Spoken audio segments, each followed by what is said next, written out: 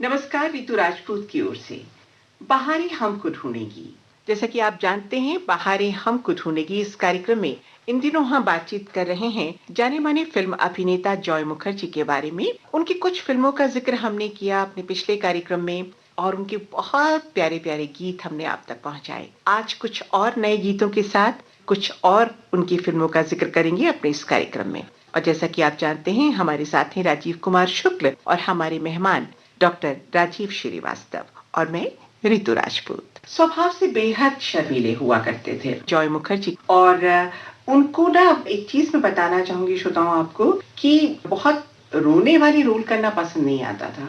वो कई बार कहा भी करते थे, उनका एक इंटरव्यू आया था 1963 में और उन्होंने ये बात कही थी, स्वीकारी थी उन्मुक्त भाव से कि मुझे देवदास नहीं बनना, मैं अपने देखने वालों को, दर्शकों को मुस्कुराते हुए हॉल से विदा होते हुए देखना चाहता हूँ। तो इसलिए शायद यही कारण रहा होगा कि उनके खुद के चेहरे पे हमेशा एक सौम्य मधुर मुस्कान रहती थी और मजाहिया किस्म के व्यक्ति थे। समय समय पर मजाक करते थे, छोटी छोटी बातें करते थे और अपनी माँ से उन्हें बड़ा जुड़ाव था। अपनी माँ से बहुत स्नेह करते थे। कई बार ऐसा हुआ अपनी उसी बातचीत के दौरान उन्होंने इस बात को भी स्वीकारा कि माँ से जब कभी रूठता था, नाराज होता था, अनबन हो जाती थी, क्योंकि वो इस बात पे बार बार टोकती थी कि तुम घूमते फिरते बहुत हो, सीरियस नहीं हो जिंदगी में। तो क्या करते थे, घर से निकल के बिना खाए पिए और फिल्म देखी एक अच्छी सी, उसके बाद खाना खाया बाहर और घर वापस आ गए। और इनकी माँ सती देवी दरवाजे पे टकटकी बातें देखती रहती थी कि कब मेरा लाल आएगा, कितनी देर। और ये आते थे और बस एक बार माँ से लपटते थे और माँ पिघल जाती थी। तो ऐसा रिश्ता था दोनों माँ और पुत्र के बीच और ऐसा ही रिश्ता इनके अपने परिवार के साथ रहा। चाहे हम इनके दोनों बच्चों की बात करें या उनकी बेटी की बात करें, तो कुल मिलाकर के पारिवारिक व्यक्ति थे जॉय मुखर्जी। बात चल रही थी उनकी फिल्मों की, मैं बीच बीच में खो जाती हूँ उनकी जिंदगी में भी। नहीं बिल्कुल सही है, क्योंकि देखिए जो जिंदगी होती है वही तो इंसान को रचती है। मतलब उस जिंदगी का हिस्सा तो इंसान के ऊपर आता ही है, अपने परिवेश से, अपने मित्रों से, साथियों से और अपने आप से, ये मिलकर के रचा जाता है। तो मुझे लगता है कि असल में जो इनके पिता ने जो एक खास तरह का स्कूल शुरू किया, क्योंकि देखिए फिल्मों में सामाजिक सौदेश्यता शुरू से रही है हमारे यहाँ, लेकिन वो एक दौर था, 60 के दशक में वो दौर आया। इसके पहले वो फिल्मिस्तान में मुझे लगता है कि मुखर्जी साहब जो हैं वहाँ थे। आपके पास ज्यादा इसका गहरा अध्ययन है। उन्हीं का वो सब सारा काम धाम और सब, उससे बड़ा उनका वो था आना जाना। लेकिन फिर फिल्मालय उन्होंने फिल्मालय बाद में वो जिसे कहते हैं हल्की फुल्की, प्रसन्न चित्त, अच्छे संगीत वाली खुश मिजाज फिल्में, जिसमें कि बहुत ज्यादा जो हम कहते आ रहे हैं टेढ़ापन, तनाव, झंझट, दुख नहीं है। मतलब छोटी छोटी समस्याएं हैं जो कि सुलझा ली जाती हैं और ये है कि आदमी को अच्छा एहसास होता है। ऐसी फिल्मों में जॉय मुखर्जी उसके नायक के रूप में बिल्कुल आदर्श की तरह से शामिल हो गए। और उसी दौर में मुझे लगता है जब हम जिक्र करने बैठे हैं तो एक फिल्म आई थी, फिर वही दिल लाया हूँ, 1963। और मैं समझता हूँ कि फिर वही दिल लाया हूँ अपने आप में ये भी एक मील का पत्थर है जॉय मुखर्जी के करियर में। और एक बार फिर म्यूजिक भी ओपी नैयर साहब का, बिल्कुल उनका म्यूजिक है और क्या खूबसूरत गाने हैं। और इसमें एक चीज और भी है कि इस फिल्म में, चूंकि जैसा कि राजीव जी ने कहा, शुक्ल जी ने कहा कि ये पारिवारिक चीजें, थोड़ा लाइट मूड की फिल्में ज्यादा पसंद करते थे बनाना और उसमें काम करना, तो इस फिल्म में भी एक पारिवारिक मुद्दा है। पति पत्नी है, पारस्परिक मतभेद होता है, बच्चे पर बहस होती है कि मैं रखूंगा या तू रखेगा, और इस कश्मकश के चलते फिल्म चलती है, आगे बढ़ती है अपनी गति से और अंत, जैसा कि हमारी हिंदुस्तानी फिल्मों में होता है, अधिकांश फिल्मों में होता है, सुखद अंत होता है फिल्म का। लेकिन जैसा कि राजीव जी कह रहे हैं कि इसके गीतों की जब हम बात करते हैं, मुझे इसका गीत वो वाला बहुत अच्छा लगता है, लाखों है निगाह में। हाँ, जिंदगी की राह में। हाँ, बिल्कुल रफी साहब, ये सभी की पसंद है। ये तो हरफन मौला किस्म का गीत है। इस गाने में संगीत का जो संयोजन भी है वो बड़ा अलग ढंग का है। यानी कुछ इसमें पता नहीं मैं सही हूँ या गलत, क्योंकि मैं उतना बड़ा उसका विद्वान नहीं हूँ, पर जैसे जैज का वेस्टर्न कुछ इस तरह का असर नजर आता है। और बहुत खूबसूरत गाना है। और मजरू सुल्तानपुरी की, मजरू साहब तो कितने अच्छे गीत लिखे हैं उन्होंने, कितने प्यारे गीत लिखे। सबसे लंबे जो लिखने वाले गीतकार फिल्मी दुनिया में रहे हैं वो मजरू साहब हैं। सहगल साहब के जमाने से लिख रहे हैं। जी। सहगल साहब ने मजरू साहब का गीत गाया और यहाँ लेटेस्ट आप। और श्रीवास्तव जी, मैं मतलब एक बात जो इस कार्यक्रम में पहले कह चुका हूँ, वैसे भी कहता रहता हूँ, आज आपके सामने फिर कहने का जी हो रहा है। जी जी कि मैं 2 जो गीतकार हैं, वैसे देखिए अनेक महान रचनाकार हैं, अब साहिर साहब हैं, कैफी साहब हैं, एक लंबे फैसले, मतलब अद्भुत शैलेंद्र हैं। नहीं, मैं वही कह रहा था कि शैलेंद्र और मजरू ये इन 2 को मैं इस अर्थ में बड़ा विशिष्ट मानता हूँ कि आसान जबान में मतलब यानी गहरी बात कह जाने की क्षमता। यानी साहिर जो है, उनकी शायरी का जो साहित्यिक रूप है वो मौजूद रहता है, यानी वो शब्दावली रचना में वो साहिर हैं। लेकिन मजरू साहब, जो कि मजरू साहब खुद एक बहुत बड़े शायर, लिटरेरी शायर के रूप में भी हम जानते हैं, मकबूल शायर थे, लेकिन मजरू साहब ने बहुत ही आसान जबान में हंसते खेलते हुए या सरल शब्दों में जिंदगी के बड़े बड़े सच बयान कर। बिल्कुल। तो इस गीत को सुन लिया जाए, लाखों है निगाह। हाँ बिल्कुल, इस गीत को सुन लिया जाए।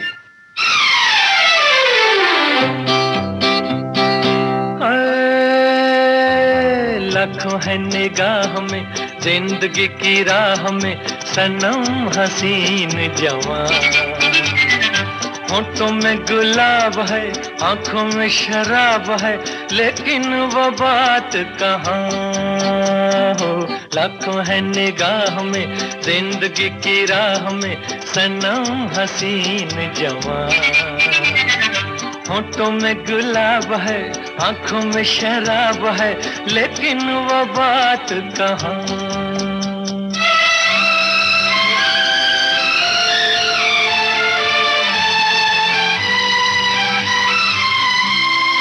लट है किसी की जादू का जाल, रंग डाले दिल पे किसी का जमाल। लट है किसी की जादू का जाल, रंग डाले दिल पे किसी का जमाल। तौबा ये निगाहें के रोकती है राहें, तौबा ये निगाहें के रोकती है राहें, देखो ले लेके तीर कमान। लाखों है निगाह में, जिंदगी की राह में, सनम हसीन जवान। होठों में गुलाब है, आंखों में शराब है, लेकिन वो बात कहाँ।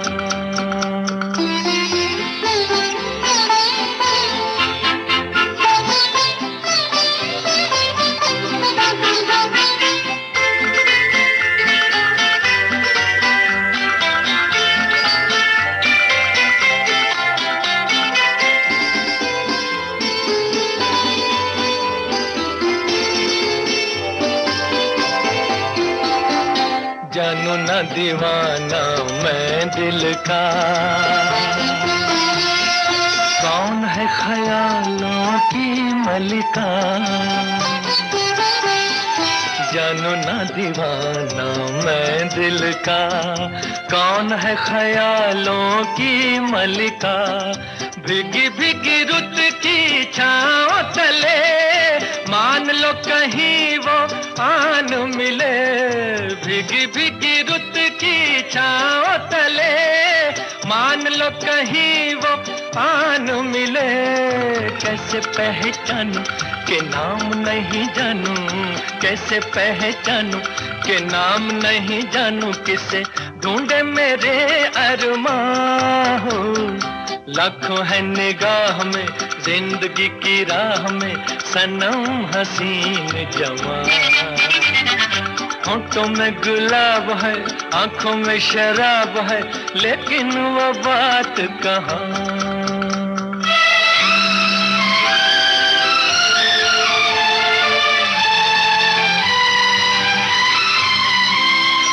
कभी कभी वो एक महाजबी डोलती है दिल के पास कहीं। कभी कभी वो एक महाजबी डोलती है दिल के पास कहीं। है जो यही बातें तो होंगी मुलाकातें, हैं जो यही बातें तो होंगी मुलाकातें। कभी यहाँ नहीं तो वहाँ है। लाखों है निगाह में, जिंदगी की राह में, सनम हसीन जवान।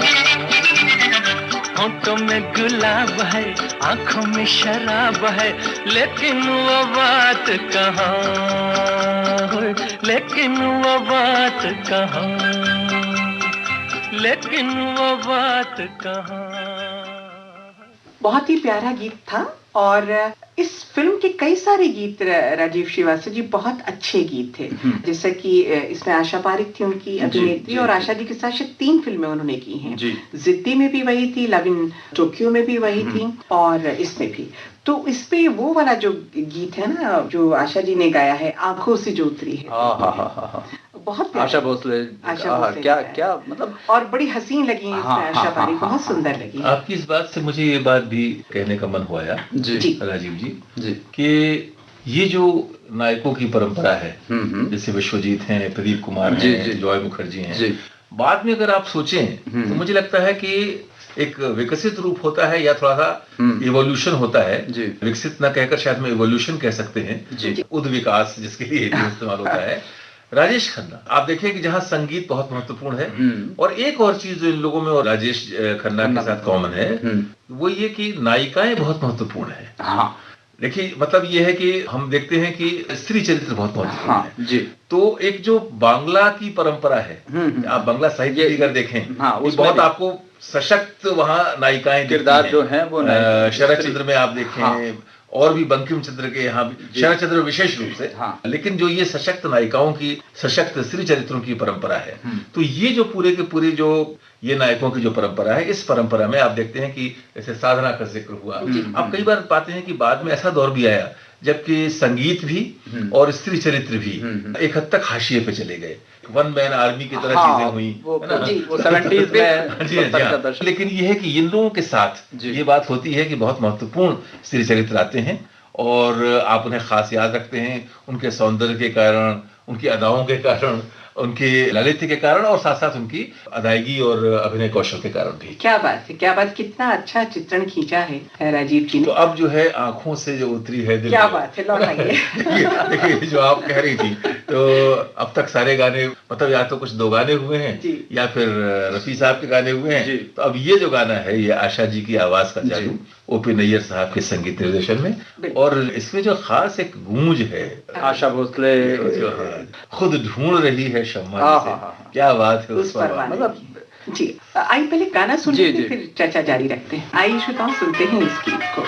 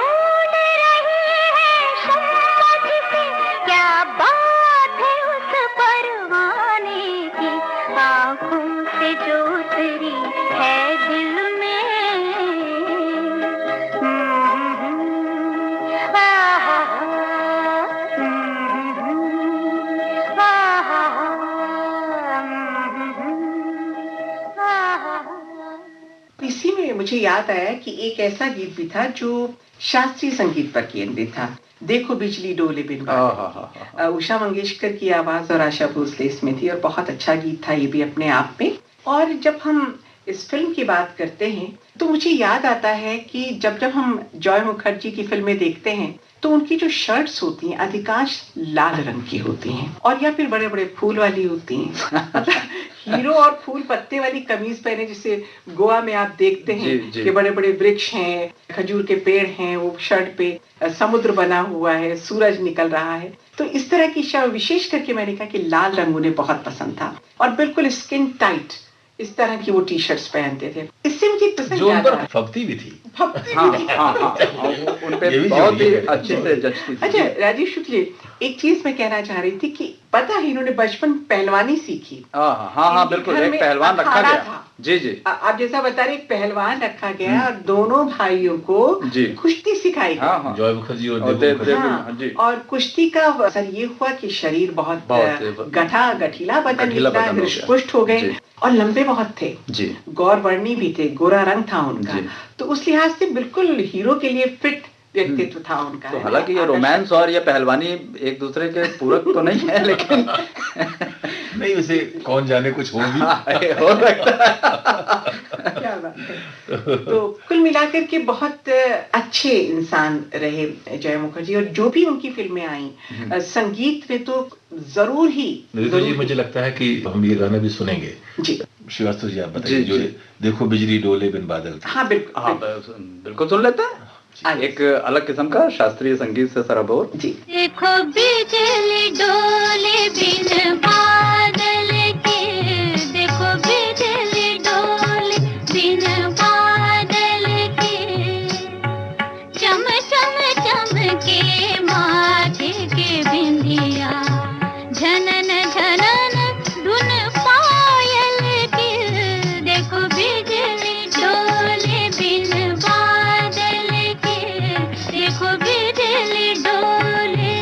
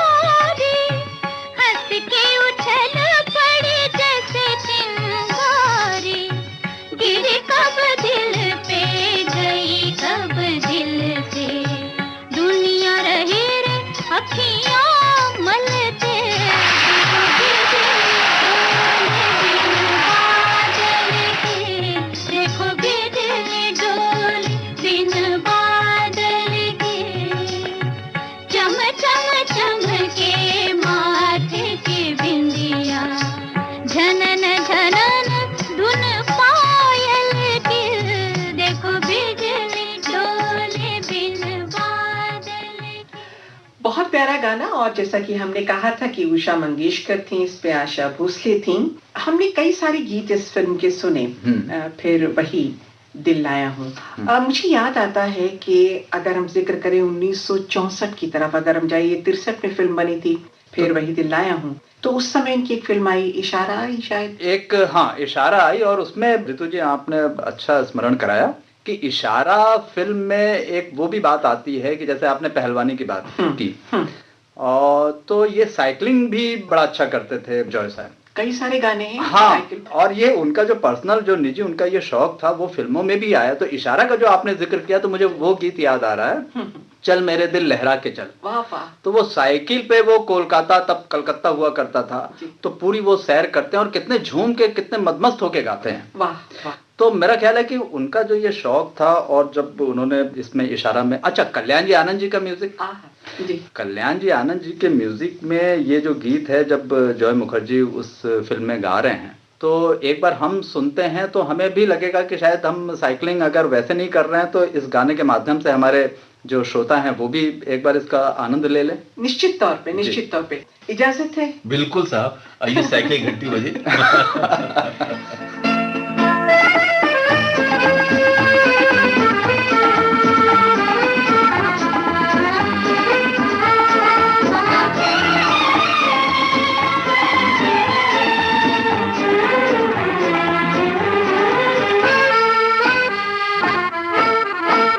चल मेरे दिल लहरा के चल, मौसम भी है वादा भी है, उसकी गली का फासला थोड़ा भी है ज्यादा भी है। चल मेरे दिल लहरा के चल, मौसम भी है वादा भी है। चल मेरे दिल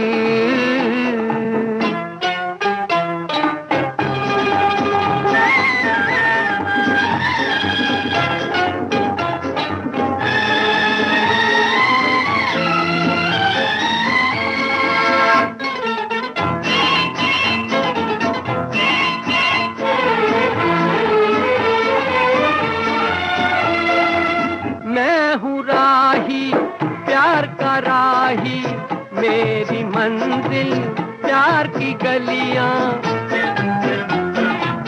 मैं हूँ राही प्यार का राही, मेरी मंजिल प्यार की गलियां, दिल में बसी है हुस्न की सूरत, आंखों में दिलदार की गलियां, आंखों में दिलदार की गलियां। चल मेरे दिल लहरा के चल, मौसम भी है वादा भी है, उसकी गली का फासला थोड़ा भी है ज्यादा भी है। चल मेरे दिल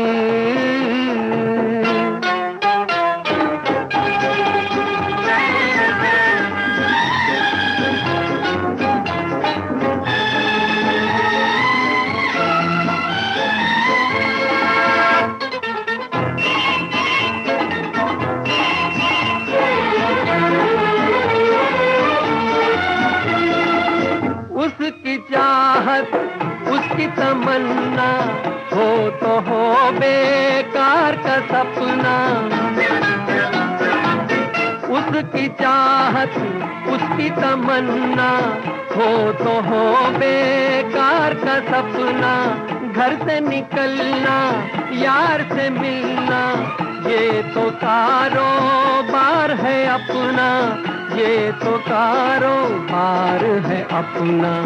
चल मेरे दिल लहरा के चल, मौसम भी है वादा भी है, उसकी गली का फासला थोड़ा भी है ज्यादा भी है। चल मेरे दिल।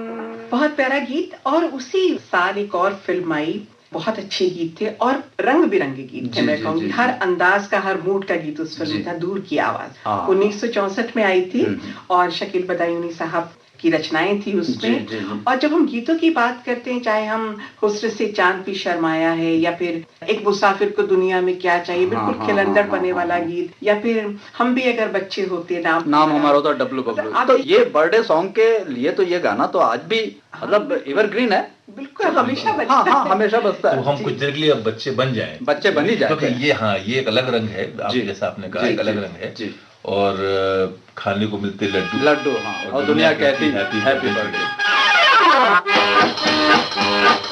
हम भी अगर बच्चे होते, हम भी अगर बच्चे होते, नाम हमारा होता गबलू बबलू, खाने को मिलते लड्डू और दुनिया कहती हैप्पी बर्थडे टू यू।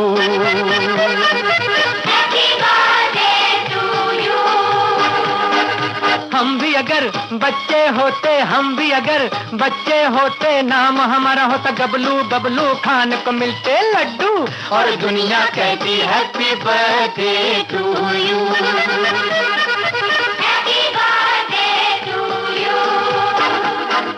कोई लाता गुड़िया मोटर रेस, तो कोई लाता फिरकी लट्टू, कोई चाबी का टट्टू और दुनिया कहती हैप्पी बर्थडे टू यू।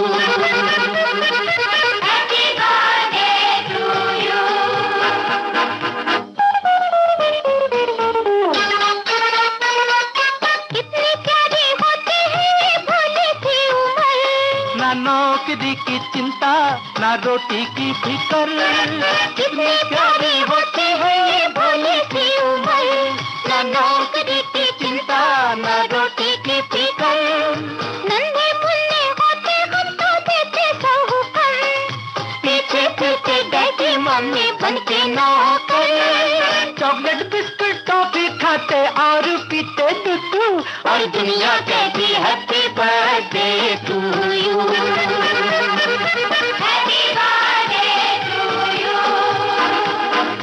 हम भी अगर बच्चे होते, हम भी अगर बच्चे होते, नाम हमारा होता गबलू बबलू, खाने को मिलते लड्डू और दुनिया कहती हैप्पी बर्थडे टू यू।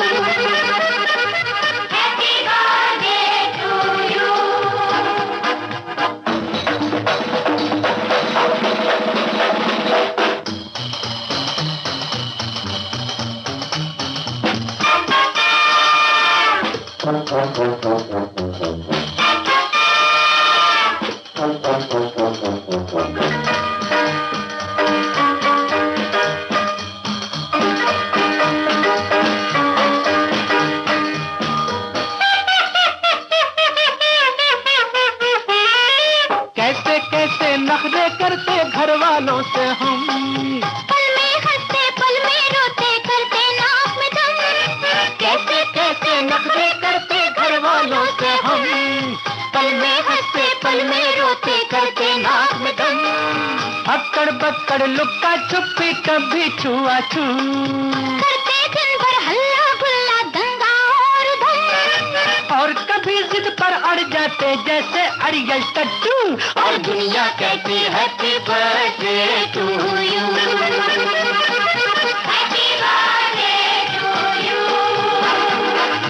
हम भी अगर बच्चे होते, हम भी अगर बच्चे होते, नाम हमारा होता गबलू बबलू, खाने को मिलते लड्डू और दुनिया कहती हैप्पी बर्थडे टू यू।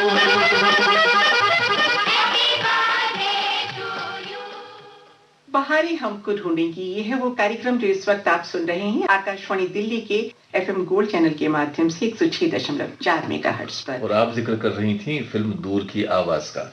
बिल्कुल सही पकड़े हैं। आवाज को। जी जी। अच्छा, मैंने शुरू में उस गीत का जिक्र किया था, हुस्न से चांद भी शर्माया। इस गीत के बोल कहें या रफी साहब की आवाज कहें, और या फिर इनका चित्रांकन कहें जॉयदा का, कि मतलब उस गीत पे आप प्रणय के इतने रंग देखते हैं, इतने शेड्स आपको दिखाई देते हैं, और खास करके जो उनके चेहरे की मासूमियत है वो मतलब बेसाख्ता लोगों को अपनी ओर खींच लेती है। और हीरोइनों को तो फिर क्या कहें, मतलब उनके साथ चाहे आशा जी रही हूँ, साधना रही हूँ या राजश्री रही हूँ, और सभी ने उनके साथ जब जोड़ी बनी तो कहीं ऐसा नहीं लगा कि किसी भी हीरोइन से अलग तरह का। राजश्री का आपने नाम लिया ऋतु जी, 1964 की अभी हम लोग बात कर रहे थे, इशारा का वो हमने इशारा भी देखा। उसी वर्ष एक फिल्म आई थी जी चाहता है। हाँ, जी। आपने ये कहा था कि उनको अमूमन ये पसंद नहीं था कि भाई वो कुछ गम के या दुख भरे वो करने, लेकिन जी चाहता है, शुक्ल साहब जी चाहता है फिल्म का जो ये एकमात्र गीत है मुकेश साहब के स्वर में, वो आज पहचान बन गया इन सब की यादों का। चाहे जॉय मुखर्जी को हम याद करें या कल्याण जी आनंद जी उस फिल्म के थे, इंदिवर, या बाकी जो भी लोग हैं, अब खुद मुकेश को, तो हम छोड़ चले हैं महफिल को, याद आए कभी तो मत रोना। तो जॉय साहब ने ये सिद्ध कर दिया था कि ठीक है, लेकिन इस तरह के गमगीन जो पल होते हैं जो जीवन के, उसको भी वो उसी तरीके से वो साकार कर गए जैसा वो खुशनुमा। बिल्कुल आपने सही कहा, क्योंकि ये जो मुकेश का गीत है ये विरह और की वेदना को बिल्कुल अभिव्यक्त करने वाला गीत है। और हम छोड़ चले हैं महफिल को। और इसमें जो सीन है ना राजीव जी, कि वो मतलब निराश परेशान होकर के, क्योंकि वो नायिका दूर हो गई है, अपना सूटकेस पैक कर रहे हैं, एक कमीज लाते हैं, फिर अलमारी खोलते हैं, फिर ये चीज उठाते हैं और गा भी रहे हैं। और इनकी जो आंखें थी, मैं ये नहीं कहूंगी कि बहुत सुंदर या बहुत बड़ी बड़ी आंखें थी, लेकिन एक निरीहता कहना चाहिए, एक मासूमियत उनकी आंखों से, निश्चलता, ये बहुत प्यारा शब्द आपने इस्तेमाल किया, वो नजर आती थी उनकी दृष्टि में। और खास करके इस गीत में हम महसूस करते हैं जब मुकेश दा की आवाज में इसे सुनते हैं। हम छोड़ चले हैं महफिल को, याद आए कभी तो मत रोना। हम छोड़ चले हैं महफिल को, याद आए कभी तो मत रोना।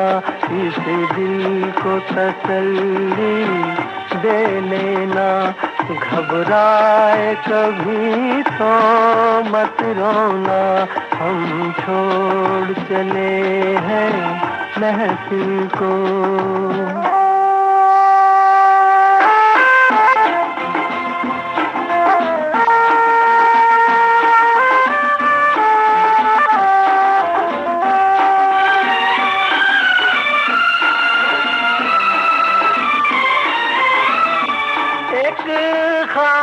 सा देखा था हमने, एक ख्वाब सा देखा था हमने, जब आँख खुली तो टूट गया, जब आँख खुली तो टूट गया। ये प्यार तुम्हें सपना बनकर तड़पाए कभी तो मत रोना।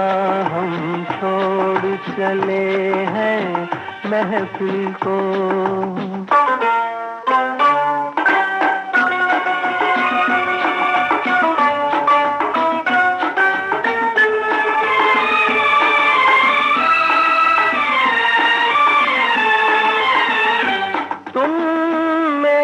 ख्यालों में खोकर,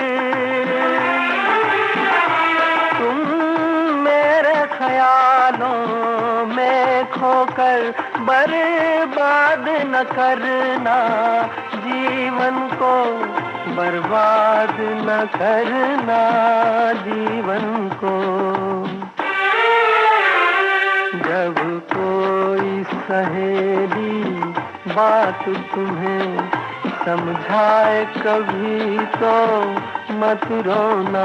हम छोड़ चले हैं महफिल को।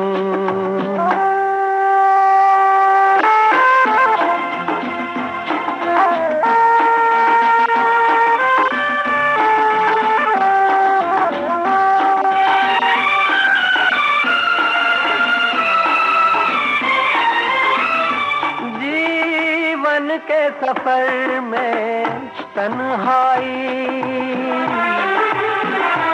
जीवन के सफर में तन्हाई, मुझको तो न जिंदा छोड़ेगी, मुझको तो न जिंदा छोड़ेगी।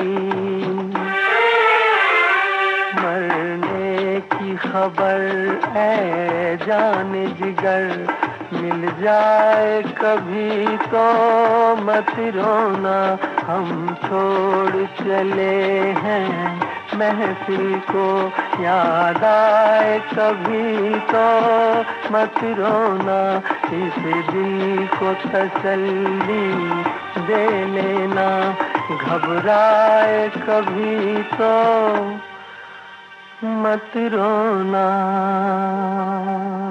बहारें हमको ढूंढेंगी। श्रोताओं, इन दिनों इस कार्यक्रम के तहत आप सुन रहे हैं जॉय मुखर्जी के संदर्भ में जानकारी और सुन रहे हैं उनकी फिल्मों के प्यारे प्यारे गीत। अगले अंक में उनकी फिल्मों के कुछ और मधुर गीतों के साथ आपसे फिर मुलाकात होगी।